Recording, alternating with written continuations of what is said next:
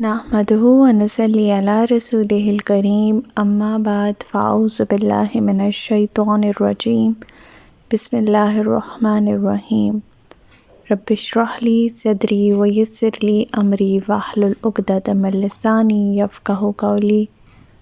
السلام علیکم ورحمۃ اللہ وبرکاتہ۔ صراط مستقیم میں آپ سب کو خوش آمدید۔ پچھلے سبق میں ہم نے پڑھا تھا اللہ تعالیٰ حضرت نوح علیہ السلام کی دعوت تبلیغ کے بارے میں ہمیں بتاتے ہیں، اور حضرت نوح علیہ السلام اپنی قوم کو اللہ تعالیٰ کی حاکمیت کی دعوت دیتے ہیں، اللہ تعالیٰ کی بندگی کی دعوت دیتے ہیں، لیکن وہ اپنی سرکشی اور ہٹ درمی پر اڑے رہتے ہیں۔ پھر حضرت نوح علیہ السلام ان سے کہتے ہیں کہ میں تمہیں یہ نہیں کہتا کہ میرے پاس اللہ کے خزانے ہیں، نہ میں یہ کہتا ہوں کہ میں غیب جانتا ہوں، نہ یہ کہ میں فرشتہ ہوں، نہ میں یہ کہتا ہوں کہ جن لوگوں کو تم حقیر سمجھتے ہو اللہ انہیں کبھی بھلائی سے نہیں نوازے گا۔ جو ان کو دلوں میں ہے وہ اللہ خوب جانتا ہے۔ اگر میں ان سب باتوں سے کوئی بھی بات کہوں تو یقیناً میں ظالموں میں سے ہو جاؤں گا۔ اب وہ کیا کہتے ہیں؟ وہ کہتے ہیں کہ نوح تم نے ہم سے بہت جھگڑا کر لیا اور بہت طول دے دیا، اب اگر تم سچے ہو تو جس بات کی ہمیں دھمکی دیتے ہو وہ لے آؤ۔ نوح علیہ السلام نے کہا وہ تو اللہ ہی لائے گا اگر اس نے چاہا، پھر تم اسے بے بس نہ کر سکو گے، اور اگر میں تمہاری خیرخواہی کرنا چاہوں تو بھی میری خیرخواہی تمہیں کیا فائدہ دے سکتی ہے، جبکہ اللہ ہی کو یہ منظور ہو کہ وہ تمہیں گمراہ کر دے۔ وہی تمہارا پروردگار ہے اور تم اسی کی طرف لوٹ کر جاؤ گے۔ پھر اللہ تعالیٰ نبی پاک صلی اللہ علیہ وسلم سے مخاطب ہوتے ہوئے فرماتے ہیں کہ اے نبی، کیا یہ کافر کہتے ہیں کہ اس نے یہ قرآن خود ہی گھڑ لیا ہے؟ آپ ان سے کہیے کہ اگر میں نے قرآن گھڑا ہے تو میرا گناہ میرے ذمہ ہے، اور جو تم جرم کر رہے ہو میں اس سے بری ذمہ ہوں۔ ہمارا آج کا سبق آیت نمبر 36 سے لے کر آیت نمبر 40 تک ہے، تو آج کا سبق شروع کرتے ہیں۔ بسم اللہ الرحمن الرحیم۔ وَأُوحِيَ إِلَىٰ نُوحٍ أَنَّهُ لَن يُؤْمِنَ مِن قَوْمِكَ إِلَّا مَن قَدْ آمَنَ فَلَا تَبْتَئِسْ بِمَا كَانُوا يَفْعَلُونَ۔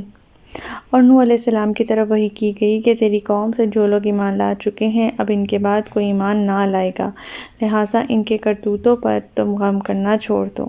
اس آیت سے معلوم ہوتا ہے کہ وسلم کی دعوت اور قوم کے انکار کے نتیجے میں عذاب اس وقت نہیں آتا جب تک اس میں کچھ بھلے آدمی، جب ایمان لانے والے ایمان لا چکتے ہیں اور باقی صرف گندا عنصر ہی رہ جاتا ہے تو یہی عین عذاب کا وقت ہوتا ہے۔ اسی حقیقت کو سورہ نوح میں سیدنا نوح علیہ السلام نے خود بھی دعا کرتے ہوئے کہا تھا کہ یا اللہ اب اس قوم کو غارق کر دے، کیونکہ اب ان لوگوں میں سے کسی کے ایمان لانے کی توقع نہیں رہی، بلکہ جو اولاد یہ جنیں گے وہ بھی فاسق اور فاجر ہی پیدا ہوگی، لہٰذا ان میں سے ایک گھرانہ بھی زندہ نہ چھوڑ۔ آیت نمبر 37۔ وَاصْنَعِ الْفُلْكَ بِأَعْيُنِنَا وَوَحْيِنَا وَلَا تُخَاطِبْنِی فِی الَّذِینَ ظَلَمُوا إِنَّہُم مُغْرَقُونَ۔ اور ہماری آنکھوں کے سامنے اور ہمارے حکم کے مطابق ایک کشتی بناؤ اور ان ظالموں کے بارے میں مجھ سے گفتگو یا سفارش نہ کرنا، یہ سب غرق ہونے والے ہیں۔ اب جب یہ صورتحال پیدا ہو گئی کہ اللہ تعالیٰ نے حضرت نوح علیہ السلام کو فرما دیا کہ اب اور ان میں سے کوئی ایمان نہیں لائے گا، تو اللہ تعالیٰ نے حضرت نوح علیہ السلام کو بذریعہ وحی حکم دیا کہ ہماری ہدایات کے مطابق ایک بہت بڑی کشتی بناؤ، اور دیکھو جو لوگ اب تک ایمان نہیں لائے ان سب کو غرق کرنے والا ہوں میں، لہٰذا ان میں سے کسی پر بھی تمہیں ترس نہ آئے، کیونکہ اس وقت تمہاری کوئی سفارش ان کے حق میں قبول نہیں ہوگی، تم اس کی نجات کے لیے مجھ سے درخواست نہ کرنے لگ جانا۔ تو رات کے مطابق اس کشتی کی لمبائی 300 ہاتھ، چوڑائی 50 ہاتھ اور اونچائی 30 ہاتھ تھی، اور اس کے 3 درجے یا منزلیں تھیں۔ اس میں روشن دان تھے، دروازے اور کھڑکیاں، کوٹریاں تھیں، اور اندر اور باہر رال لگا دی گئی تھی کہ گویا یہ موجودہ دور کے لحاظ سے بھی ایک درمیانہ درجے کا بحری جہاز تھا، جسے بنی نوح انسان کی تاریخ میں سیدنا نوح علیہ السلام نے غالباً پہلی بار بنایا تھا، اور اس کے بنانے کا طریقہ اللہ تعالیٰ نے خود انہیں بذریعہ وحی سکھایا تھا۔ آیت نمبر 38۔ وَيَصْنَعُ الْفُلْكَ وَكُلَّمَا مَرَّ عَلَیْہِ مَلَکٌ مِّن قَوْمِهِ سَخِرُوا مِنْهُ قَالَ إِن تَسْخَرُوا مِنَّا فَإِنَّا نَسْخَرُ مِنْکُمْ كَمَا تَسْخَرُونَ۔ نوح علیہ السلام نے کشتی بنانا شروع کی تو جب بھی اس کی قوم کے سردار وہاں سے گزرتے تو اس کا تمسخر اڑاتے۔ نوح علیہ السلام نے کہا اگر آج تم ہمارا تمسخر اڑاتے ہو تو ہم بھی ایک دن تمہارا ایسے ہی تمسخر اڑائیں گے۔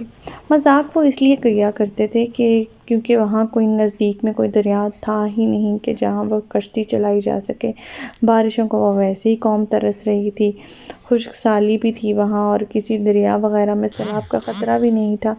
تو اس طرح سے لوگ جو ہیں وہ مذاق اڑاتے تھے کہ یہ دیوانہ ہے جو اس طرح سے کشتی بنا رہا ہے۔ نوح علیہ السلام انہیں جواب دیتے تھے کہ کوئی بات نہیں، آج تم ہمارا مذاق اڑا لو، بہت ہی جلد ایسا وقت آئے گا جب ہم تمہارا مذاق اڑائیں گے، اور اس وقت تمہیں معلوم ہو جائے گا کہ رسوا کرنے والا عذاب کس پر نازل ہوتا ہے۔ آیت نمبر 39 فَسَوْفَ تَعْلَمُونَ مَنْ يَأْتِهِ عَذَابٌ يُخْزِيهِ وَيَحِلُّ عَلَيْهِ عَذَابٌ مُقِيمٌ۔ تمہیں جلدی معلوم ہو جائے گا کہ کون ہے جس پر ایسا عذاب آتا ہے جو اس کو رسوا کر دے، اور کس پر دائمی عذاب نازل ہوتا ہے۔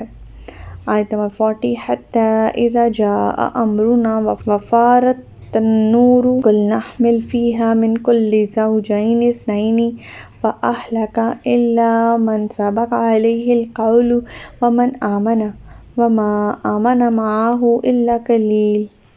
یہاں تک کہ جب ہمارا عذاب حکم آ پہنچا اور تنور ابلنے لگا تو ہم نے نوح سے کہا، اس کشتی میں ہر قسم کے جانوروں کا ایک جوڑا نر مادہ رکھ لو، اور اپنے گھر والوں کو بھی سوار کر لو، بجز ان اشخاص کے جن کے متعلق ہم پہلے تمہیں بتا چکے ہیں کہ وہ ہلاک ہوں گے، اور جو ایمان لائے ہیں انہیں بھی سوار کر لو، اور وہ تھوڑے ہی لوگ تھے جو اس کے ساتھ ایمان لائے تھے۔ طوفان نوح کا آغاز تنور سے چشمہ پھوٹنے سے ہوا۔ ایک قول کے مطابق تنور سے مراد وہی معروف تنور ہے جس میں روٹیاں پکائی جاتی ہیں، اور ایک قول کے مطابق تنور سے مراد سطح زمین ہے۔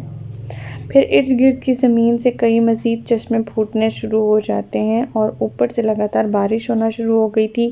پہلے چشمہ پھوٹنے پر نوح علیہ السلام کو حکم دیا گیا کہ سب ایمان لانے والوں کو کشتی میں سوار کرو، اور جانور بھی اس وقت جو روئے زمین پر موجود تھے ان کا بھی نر و مادہ ایک ایک جوڑا کشتی میں رکھ لو، اپنے گھر والوں کو جو مومن ہیں ان کو بھی سوار کر لو، جو ایمان نہیں لائے انہیں کشتی میں سوار نہ کرو۔ اور ان میں نوح علیہ السلام کا بیٹا یام بھی تھا جسے کنعان بھی کہا جاتا ہے، اور نوح علیہ السلام کی بیوی وائلہ جو کافر تھیں اور کنعان کی والدہ تھیں۔ آپ کے خاندان سے یہ دو افراد بھی طوفان کی نذر ہو گئے تھے، اور ایمان لانے والے بہت تھوڑے تھے لوگ جن کی تعداد 80 بھی نہیں تھی، تقریباً 80 تھی۔ 9.5 سال جو تھی تبلیغ کے بعد۔ تو ہمارا آج کا سبق یہیں تک تھا۔ اللہ تعالیٰ سے دعا ہے کہ اللہ تعالیٰ قرآن پاک کے احکامات پہ ہمیں عمل پیرا ہونے کی توفیق عطا فرمائے۔